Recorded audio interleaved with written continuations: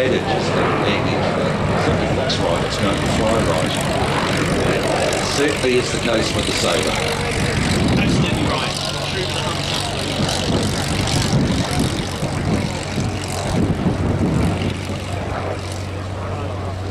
Amazing how much piss on the wings can take. Wait, Tim. Do they know something we don't? They're all going home.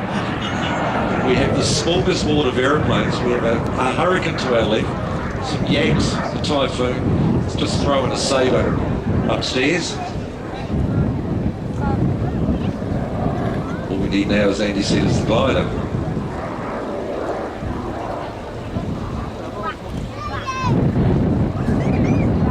From our right, the North American Sabre. And a fast pass.